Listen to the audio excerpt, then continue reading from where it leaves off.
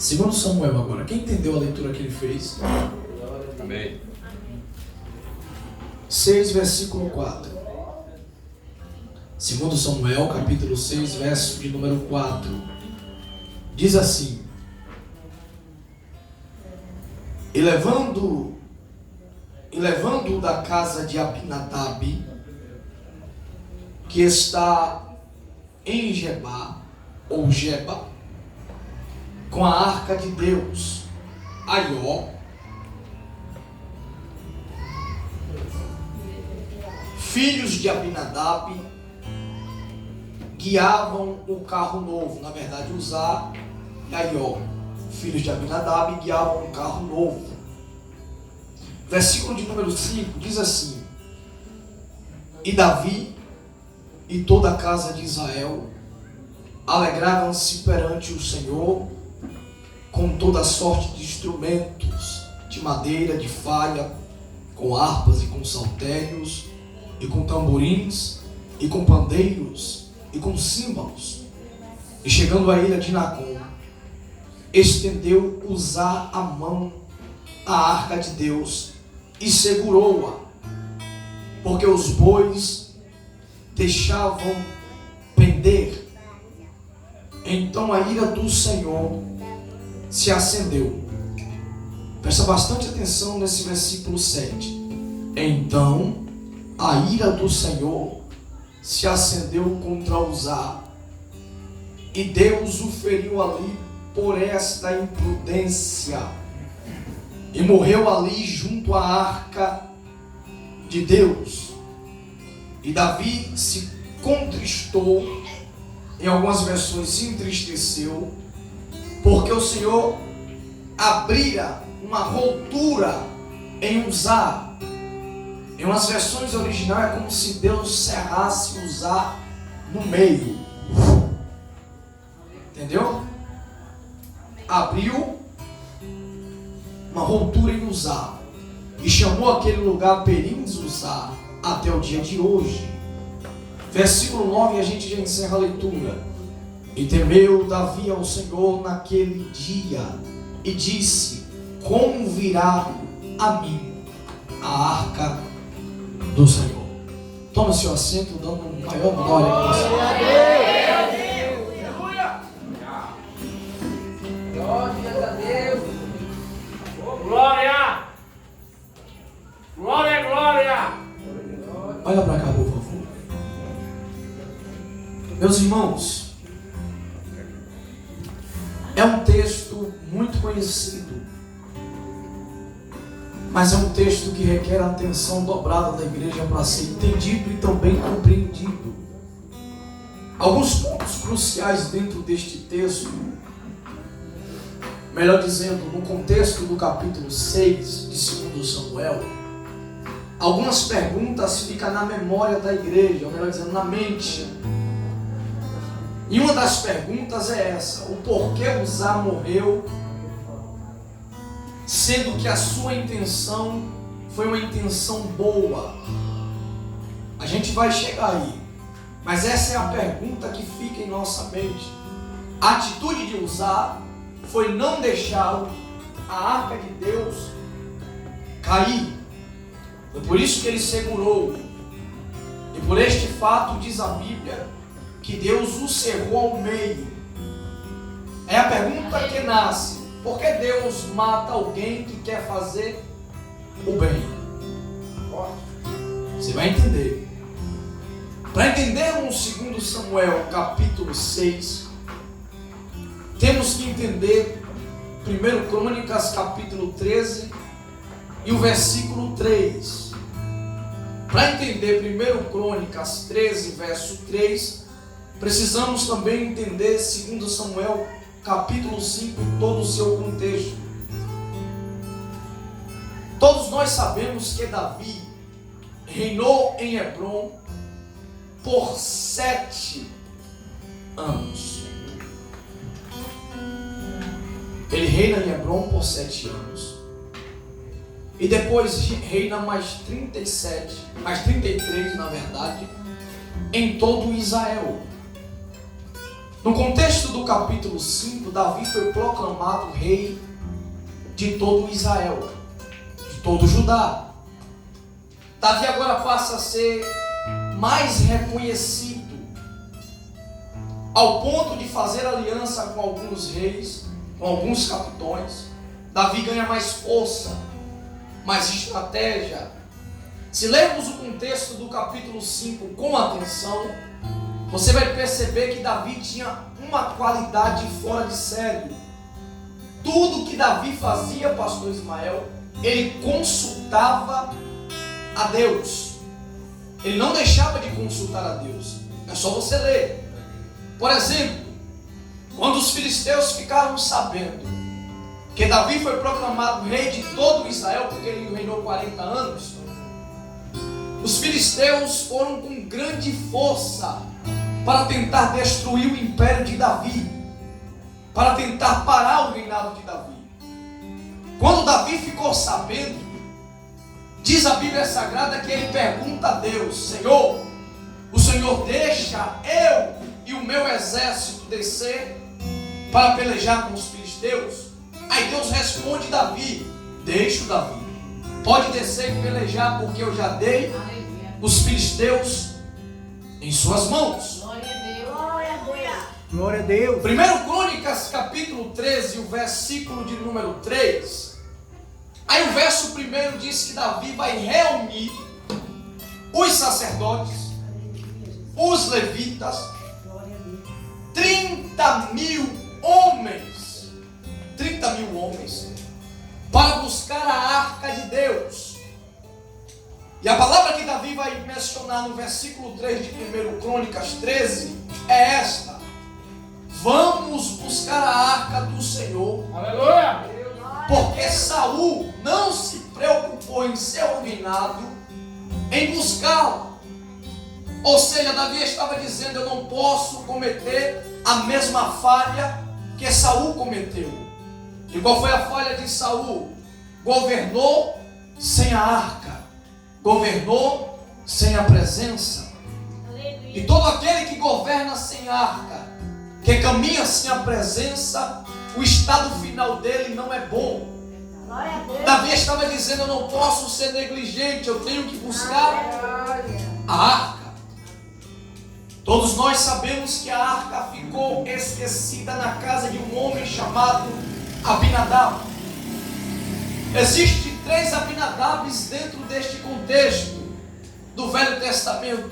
O primeiro Abinadab é o mesmo irmão de Davi. Você lembra quando Samuel foi ungir Davi a rei e Jessé apresentou seus filhos queridos, Eliabe e Abinadab?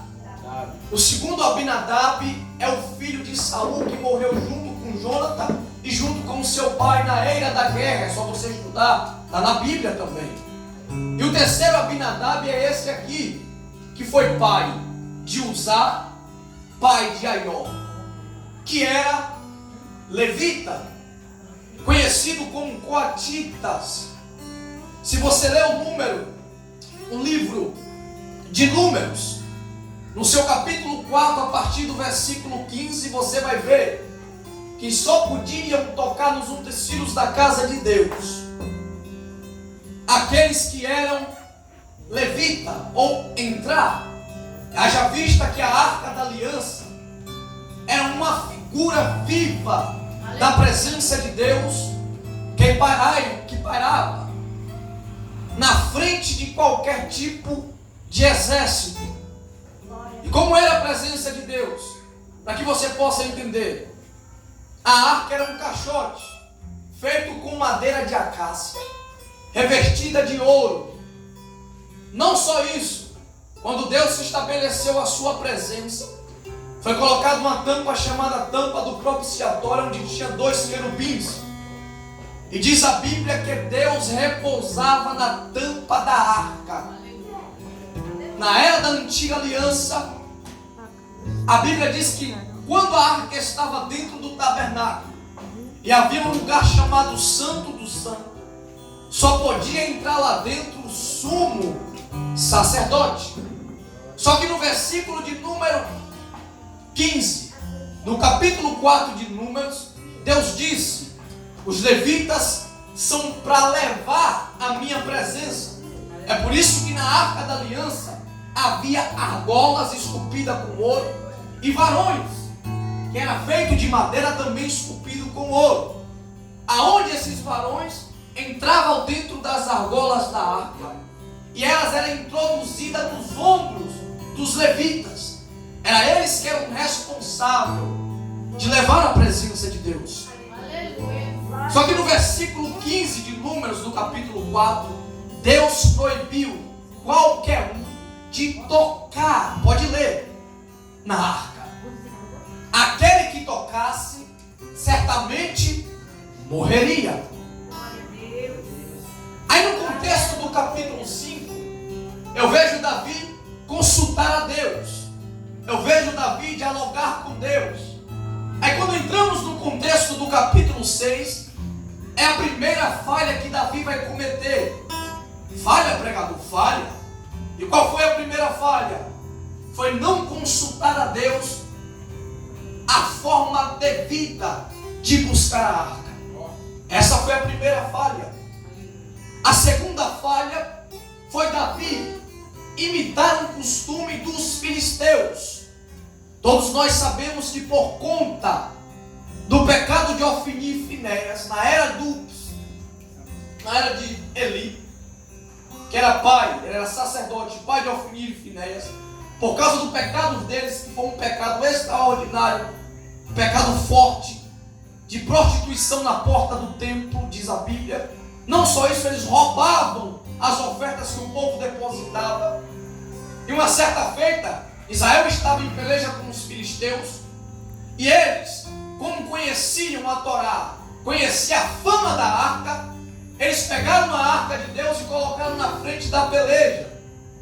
Mas não sabendo ele que os seus pecados faziam uma separação extraordinária de Deus para com eles, ao ponto deles morrerem na guerra. Os filisteus tomaram a arca. Depois que tomaram a arca, a notícia chegou a Eli. Eli caiu da cadeira e quebrou o pescoço, diz a Bíblia. Foi um caos terrível. Tudo isso por conta da arca. A arca ficou na casa de Abinadab por 20 anos escondida. Saul reinou e não se preocupou em pegá-la. Aí Davi se preocupa.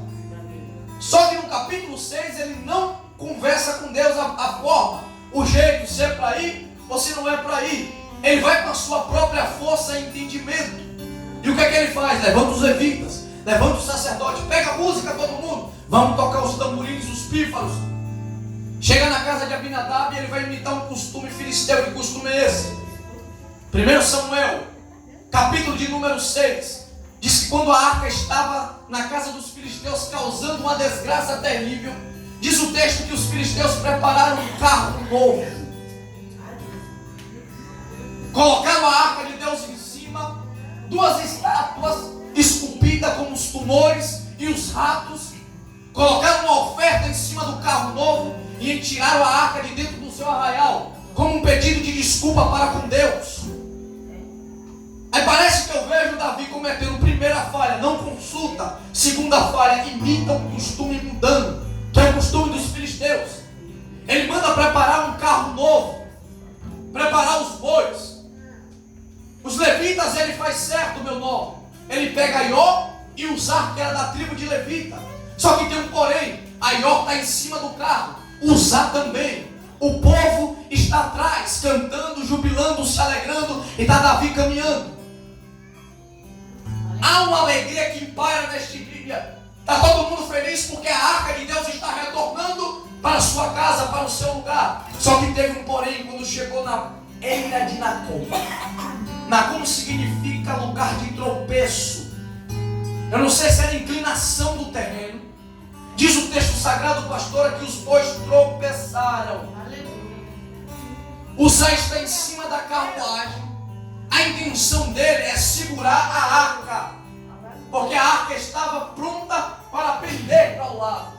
Diz o texto que quando ele coloca a mão na arca e a segura, Deus entra em ação velando pela sua palavra. Diz o texto que Deus vai fulminar Uzá na hora. cerrando ele no meio. O cortejo que era para ser de alegria, a tristeza empata. O contexto que era para ser de festa, o povo se entristece, porque quem toca, para de tocar. Quem se alegra, para de se alegrar. Davi para no tempo e faz uma pergunta para si mesmo: como eu vou pegar, ou melhor dizendo, carregar a arca de Deus? Glória a Deus. Olha para o vizinho que está do seu lado e diga para ele: não é de qualquer forma. Não é de qualquer forma. Diga: não é de qualquer jeito. Diga assim: há consequências para quem leva a presença de Deus de qualquer maneira. Não. Eu vou pedir para você dar um sorriso para o seu vizinho. Eu sei que o clima começou meio pesado, mas depois da risada, não tenha vergonha. E diga para ele assim: ó, a arca de Deus não é para ser levada de qualquer maneira.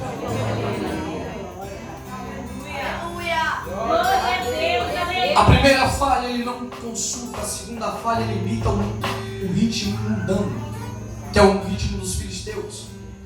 Todo levita sabia que a arca se carrega no ombro, não em carro. Pregador, por que Uzá morreu? Porque foi conivente. Ele poderia ter avisado Davi: Davi, não é dessa forma que a gente tem que conduzir a arca. Mas mesmo assim ele subiu em cima do carro, e aquilo que começa errado termina errado. O andar da carruagem fez ele se esquecer de um princípio que foi estabelecido na Torá. O andar da carruagem fez ele se esquecer. Oh meu Deus, e quando se esquece, ele acaba tocando naquilo que não é para tocar. Perdeu a vida, Davi parou. E diz a Bíblia que Deus se irou de uma tal forma para Uzá. A ira dele se acendeu. E qual é os sintomas que acontecem com pessoas que levam a arca de qualquer forma ou de qualquer jeito?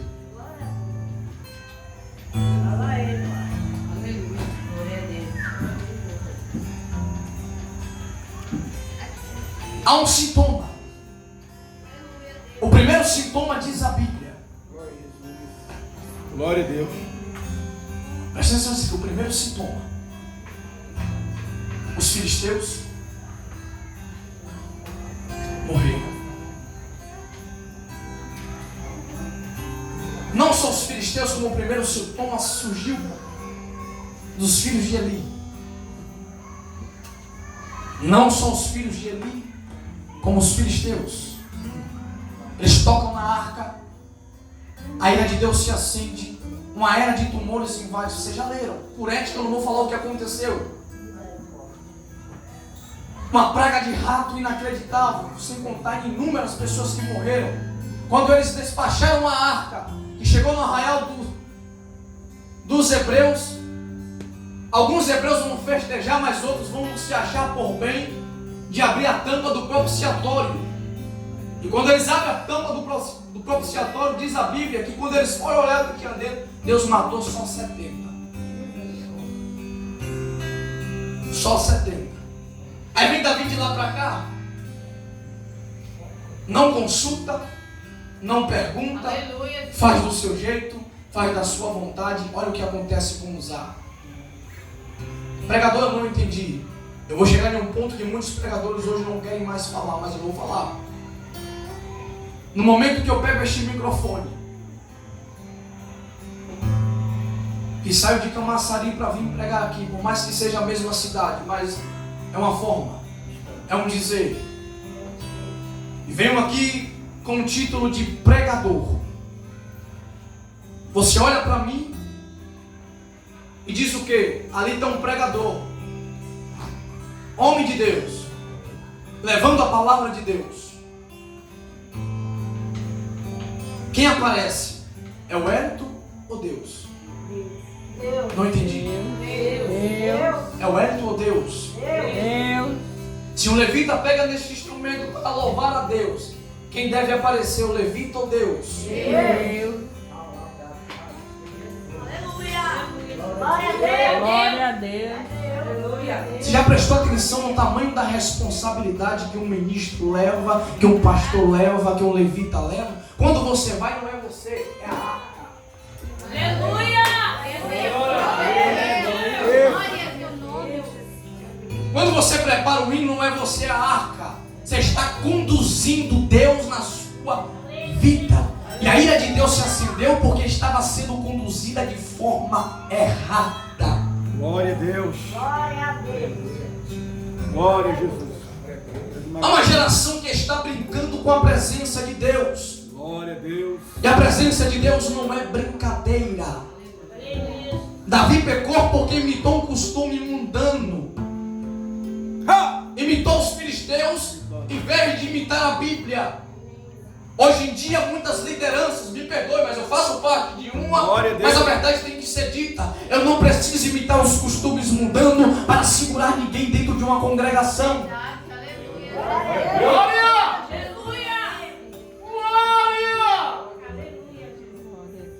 Eu não preciso, aleluia, carregar a arca de qualquer forma, porque eu estou vendo um povo que vem atrás de mim gritando, saltando, pulando. Nem tudo que parece ser alegria é sinal de que Deus está alegre nos céus.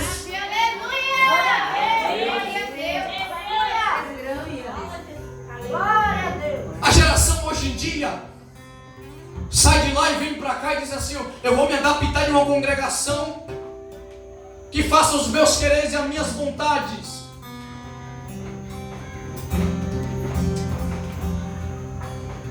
Porque eu vou conduzir a presença de Deus de qualquer forma. Ei, peraí. Princípio é imutável. Leis muda e se reformula, mas princípio é imutável. Deus continua ontem, hoje e será Deus de eternamente.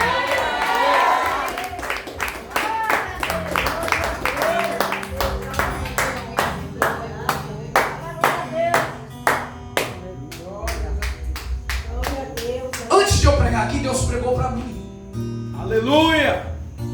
Você acredita nisso? O Eterno soou dentro da minha mente com esta palavra e eu falei: meu Deus, o que é isso? Eu fui repreendido. O Senhor falou comigo: como é que você está carregando a minha presença? Aleluia. Está carregando a minha presença de forma correta?